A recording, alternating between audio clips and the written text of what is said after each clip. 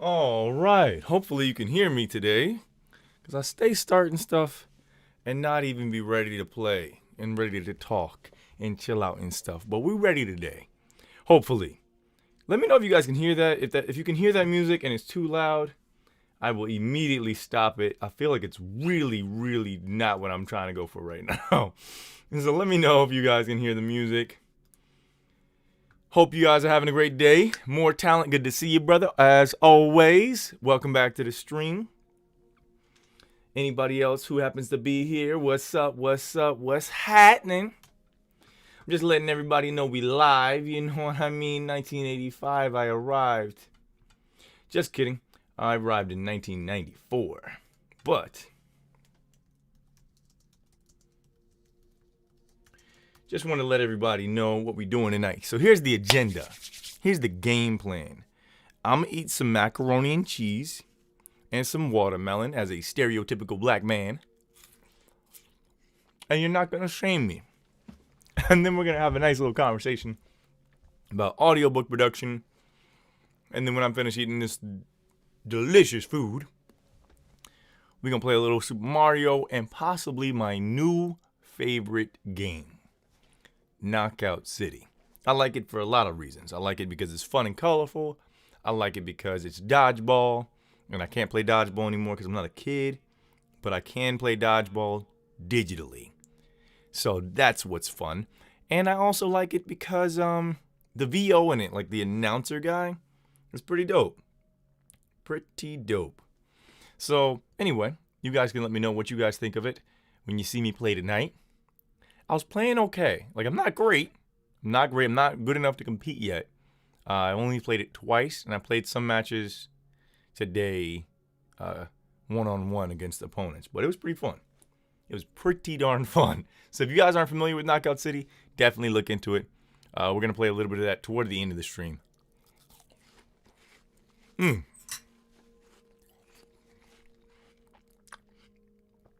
we just take a moment to appreciate that summer is the season of watermelon?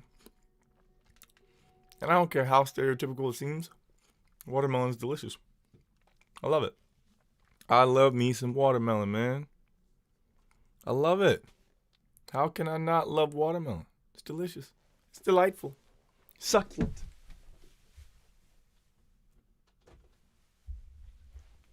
I mean, like, what other adjectives do I need to use? Once you get to succulent, there's not really that much left to describe how good. Look at this. Can you see it? I don't know if you can focus on it, but delicious.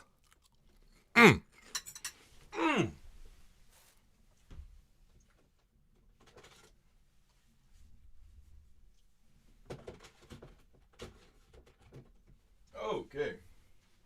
Sorry, I had to turn the Nintendo on, you know what I mean? Because that's what we're going to be playing in a little bit, you know what I'm saying? Just warming it up.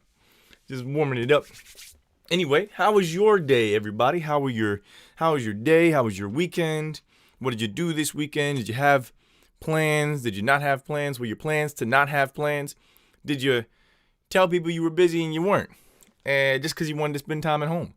Did you tell people you were busy and you weren't? Because you just didn't want to spend time with those people? It's rare I've ever done that, but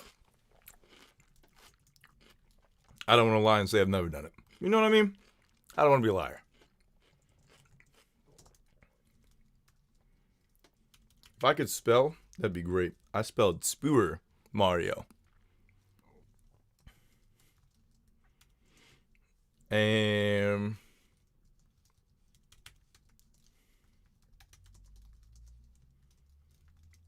so what are your questions about audiobook production, by the way? I have made probably 20 audiobooks in my life. It's probably my most consistent form of VO work aside from regular clients. You know what I mean? And what the beauty of audiobooks is every single one is different. And every story I've read has been interesting in its own way.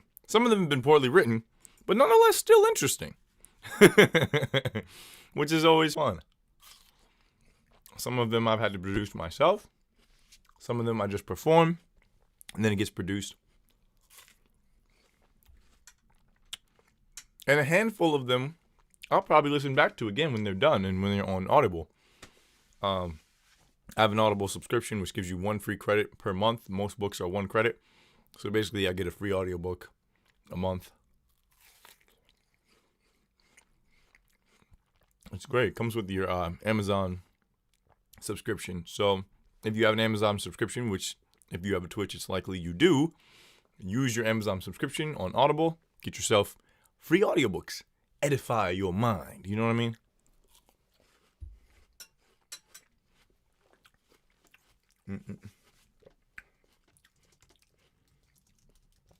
You know, I should probably copy like a link to my stream. That would be wise, right? I never, ever do that. Why not? I do not know. I don't know what's wrong with me. Come on. Let's see if we can do that right about now. Also, More Talent. What's up, buddy? I saw you mention that you're here. Just wanted to say what's up, see how you were doing. How was your weekend? How you feeling? What you working on today?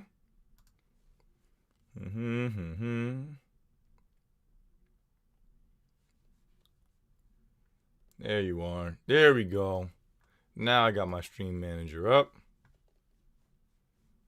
I don't even know how to share this. What is wrong with me? What is wrong with me?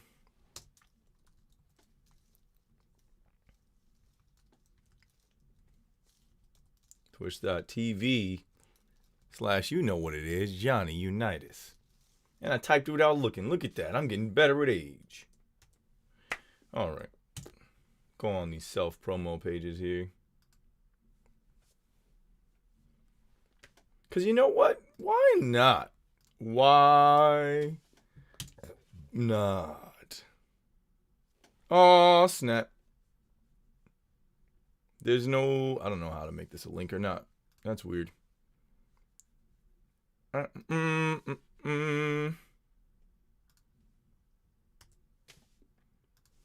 can't even type this. I have to type the whole link. There we go. That's what I'm trying to type, guys. I don't know what the heck is wrong with me. Was not putting links in at all. But I just want to say what's up to everybody. You know what I mean? There we go. Things are looking pleasant. Phew.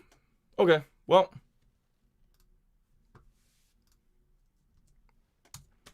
So, now that that's straight, let's talk. Let's have a nice, beautiful, lovely conversation with some gentle background music on the Spotify. You know what I mean? I'm feeling some lo-fi, chill hip-hop, minding my business type music. You know what I mean? And we're going to think about the experience of eating a watermelon. Now, I want you to think about the experience of eating a watermelon for 2 reasons. 1, because it's delicious, and I want you to be jealous. And 2, because every experience that you have is data stored in your brain. And that data can be drawn on to create feelings, emotions, reactions. So by remembering, like consciously taking time to remember how an experience, good or bad, feels, drawing on that emotion later on when you need it is so much easier. It's ironic that the stream is pink and we're eating pink watermelon.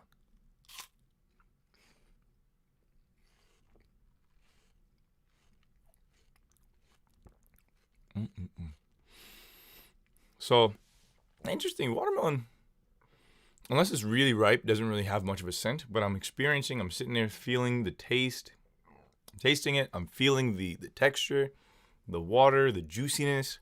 I'm just storing that in my head, because in the event that I need to describe that, I want the feeling to be there. Or if I'm describing something delectable, something succulent, then the thing that may come to my mind might be just that bite of a delicious ripe watermelon. Pro tip, baby, pro tip. You know what it is. Oh, almost played some songs that are not royalty free. That would have been funny. Next thing you know, nobody can watch the stream later because it's all muted. All of it would be muted. All right, let me see. Let me see if y'all can hear me now.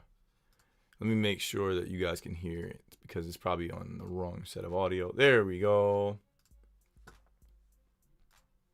Let me know in the chat if you guys can hear that. Turn it up a little bit. It sounds kind of quiet, but it's there. Let's straighten this out. Yeah. Real quiet. Oh, I like that. That's much better. All right. But we're missing some stuff on here.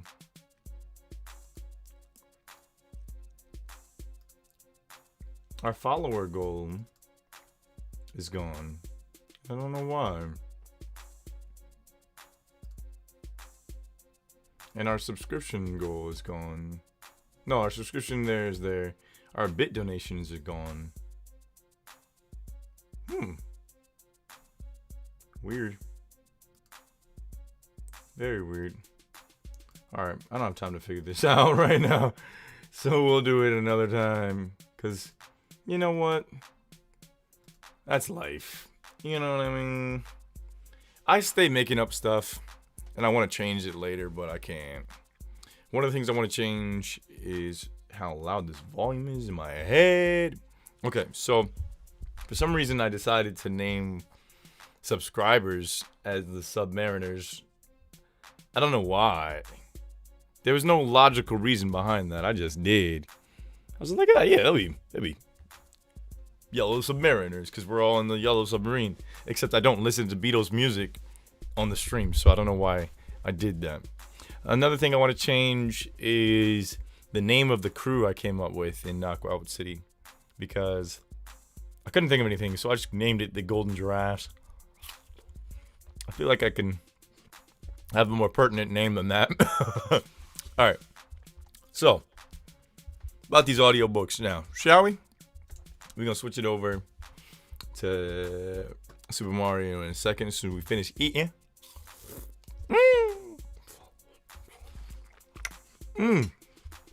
Delightful.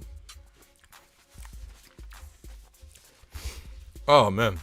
So, how many of you are familiar with audiobooks? If you aren't, or if you haven't done it, or if you have done it, let me know. The reason why I like audiobooks is because I've always loved storytelling. Ever since I was little, when I was very little, my dad used to tell us stories, and my mom used to read us bedtime stories. And what I enjoyed the most was how real it is. As a kid, your imagination is so vivid. You know what I mean? Like when you're playing The Floor is Lava, the floor is lava. You know, when you're playing tag, you're running for your life, you know? And I loved that my dad, he used to do his favorite story to read us, or tell us, excuse me. Gotta hydrate myself, bro. Ah!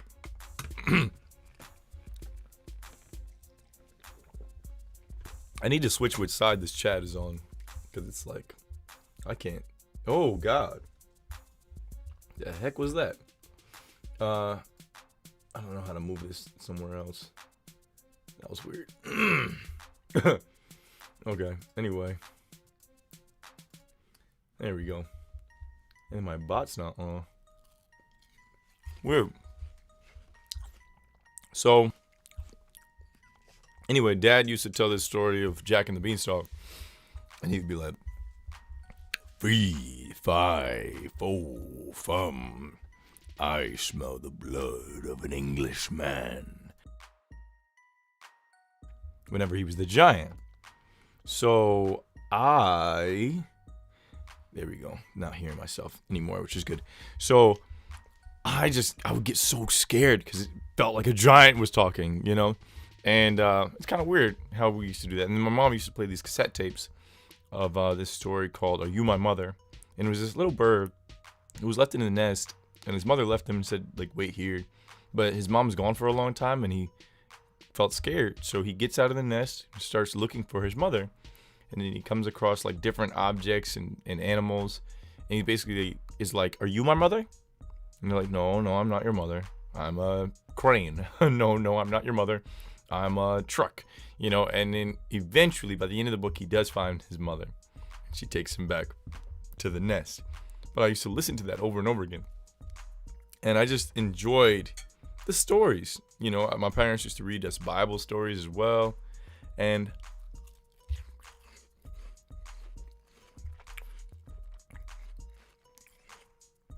ever since a small age, stories have always been a part of my life. Fast forward to middle school, I had a teacher named Mrs. Apfelroth. Shout out Mrs. A, the one who made me interested in the Beatles. She used to play Beatles all the time. But she made us read a certain amount of books. And I became obsessed with like sci-fi young adult books. And so the storytelling in those was geared toward, you know, teens and preteens. But it was still like fun, exciting stories. And then as I got older, Mrs. Bruni doubled down on my 10th grade English teacher, doubled down on my reading. Because we had like summer reading assignments. Then we had like the assignment for that week for whatever book it was for class. And then she also made us go to the library and choose a book to take out. And we had to finish it within 2 or 3 weeks. So I read a whole series of books my sophomore year of high school because of my English teacher, Mrs. Bruni. And she used to always go, Mr. Horn! Horn is my last name. And she, Mr. Horn! She'd tell me to come. And we started out really good. And then, I don't know, like I guess I agreed with a student about something that she didn't agree on. And then everything she said was a yell after that. But I loved her. She was great. She reignited my love for reading. And I forever thank her for that. So Miss Bruni, if you ever see this, thank you very much. All my English teachers were dope. Mrs. Baker, aka Mrs. McGargle, Mrs. Peterson, my junior year teacher, and of course I can't forget my 9th grade teacher who taught me how to write an essay, like really write an essay. Now I believe she's a Dr. Kotsko. Thank you very much. And even like I remember all my English teachers through middle school, I believe, because I had 8th grade Mr. Tamidi, who I drew a picture of him, and he thought I was trying to make fun of him, and it was just like me drawing him because I felt like it. I drew teachers that influenced me heavily. Yeah. So I would draw pictures of them. And then what else?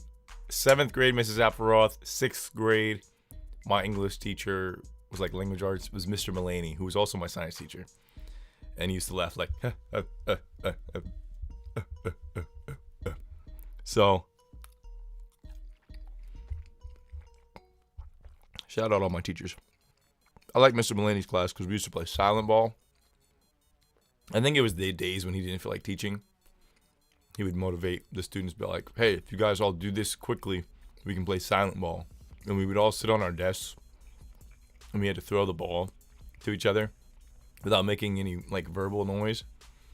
And if you made noise, you were out. If you missed the ball, you were out. And then one time it went so long, there was like 4 or 5 of us. It went so long, he just started making us catch with one hand. We had a very competitive and very smart class. So we would go at it. It was fun. Ah, mama. This mac and cheese. Mac and cheese. Like, delicious. Got you thinking about life and the meaning of it. You ever eat something that just makes you think? Like goose. Or goose. We were supposed to be talking about audiobooks, weren't we?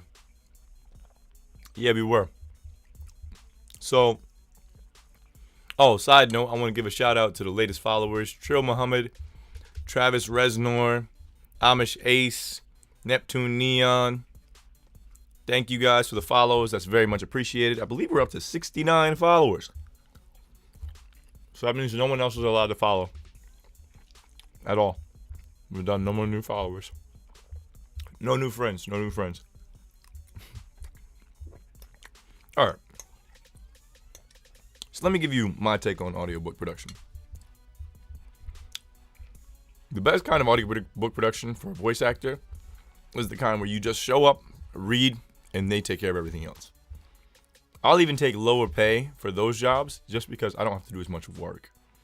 Otherwise, I'm sitting there recording everything, editing everything, doing all the preliminary reading to make sure I'm reading in the right tones, accents, characters. And then I also do the QA myself in those scenarios when I'm asked to do the whole book. So that could be such a time-consuming process. Each finished hour can take, 4 or 5 hours, 6 hours, depending on how you do it. I'm very efficient now, so it takes me for one finished hour with QA about 3 hours, without QA just under 2. So it's basically like for every hour, usually takes me about a half an hour, hour and 45, and then I'll do one click scan through and make sure there's no like duplicate parts or exceptional noise, or that the noise floor is not crazy. I just do a little quality assurance right at the end. But in that scenario, the client usually will do the QA and check it, listen to the whole thing, make sure everything sounds how they were expecting. If I'm getting paid to do the QA myself, then I'll sit there and listen to the entire thing. But by that time, I've heard my voice read those words probably 3 or 4 times. So even so, you should probably pay a proofer to proofread. And usually you can go by usually the per finished hour for them. Sometimes it'll be like $50 per finished hour. Which is why, considering, for some narrators, if you're producing the whole book, if 1 hour takes you an hour and a half to read, but you had an hour of prep time, an hour or 2 of editing, and then an hour of QA, now we're at 5 hours or so, 4 or 5 hours, and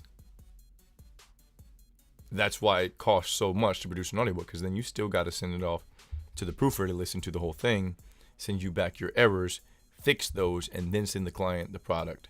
And then hopefully it passes Amazon restrictions. I had a book that I read, and the client titled it WTF. Not the words that those WTF stands for, but he titled it WTF Are We Eating? And Amazon was like, nope, the title is profane. So he had to change the title to what in the world are we eating, or something like that, just so we can get it listed. Very interesting read.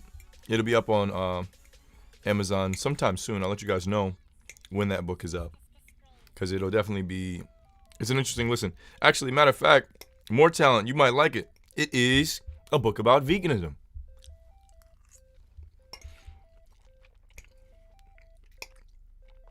And it comes at it from a semi-scientific, semi-religious point of view, like a spiritual point of view, to a degree. Definitely an interesting read.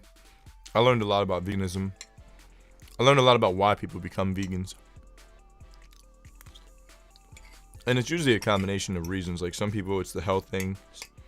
Some people, it's the just how unhealthy, like, the meat industry is.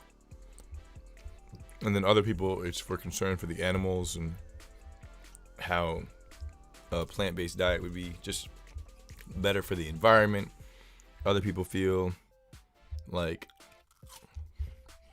no animals should be kept in cages for the consumption by another animal. Some people feel that all creatures are or have souls. The definition I use for soul is basically any living, breathing thing. But it's not something that's in the living, breathing thing. It is like you are a soul. Not you have a soul, you are a soul. And when you die, your soul dies. That's the viewpoint I have. It's actually biblical. thrown at me. If you're curious about it, I don't know what the heck is going on right now. But somebody's blowing up. But yeah, if you want to know more, hit me with the whisper. I'll tell you all about it. But anyway, back to stories and books. I've always loved being a part of the storytelling process. So whatever book you're reading or narrating, or whatever book that you're thinking about, like, that's the one that your mind should be focused on. Even if you don't agree with what's being read, even if you're not sure about it, you have to read with confidence. You have to read with what's the word? Almost an air of authority. Because if you don't have confidence in your read, then neither will your listeners. If I read everything without being convinced of it, how can I convince someone? You know what I mean? So I had an entire book, actually, that was a sales manual. And it was about how to sell like bug services, like door-to-door bug services. I've never done that. I've done door-to-door work, but I've never sold bug services. I've never sold anything door-to-door. And it was just a really interesting like concept. But I had to read it as if I've done it. I had to read it as if that's what I've done all my life for years, you know. And then here's the presentation that it gives. Here's an example. Here's the scenario. Now I have to put myself in that scenario. Imagine myself being that guy at the door, telling the person, you know, see, the reason why the spiders came back even after the previous company sprayed is because they didn't get up in the eaves here. My guy, he comes by, he gets the eaves with the branches and makes sure that not spider webs and wasp nests and blah, blah, blah, blah, blah can't get in there. And then, are you familiar with weep holes? See, weep holes are down here. Like, I had to do the presentation as if I was there. So it was fun. It was fun, challenging, because I was acting and simultaneously narrating. It was a very interesting task, you know? But if you are planning on getting into audiobooks, my recommendation is to start with nonfiction. The reason why is because nonfiction allows you to just be you, to perform in a natural way, being you. If you don't master you, you can't be other characters. You won't learn how to properly portray other characters correctly. So once you can be natural in your own skin, then becoming other characters, even with different accents and from different eras, becomes a little bit easier because the acting chops are there. It's then just putting yourself in the position of the character that you're talking to, using empathy. So that's something that's definitely worth learning. If you have more questions about audiobooks, hit me up. Now let's switch over and play this Mario, shall we? And maybe the second half of the stream, we can play my new favorite game.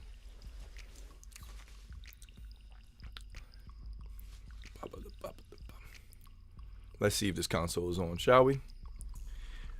We were playing Donkey Kong the other day. Whoop. When we played Donkey Kong the other day, I was having a great time. When I was playing Mario the other day, I was not having a great time. I was dying a lot, and I wasn't happy about it. All right? I was not happy. Not happy. All right, come on now. Come on now. There we are. Now let's see. Why can't you guys see it? Come on now.